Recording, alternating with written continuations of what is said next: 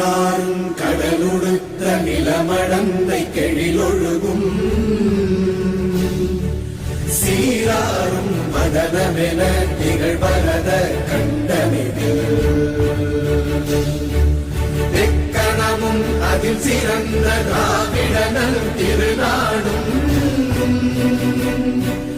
தக்க சிறு திரை முதலும் தரித்தனரும் திலகமுமே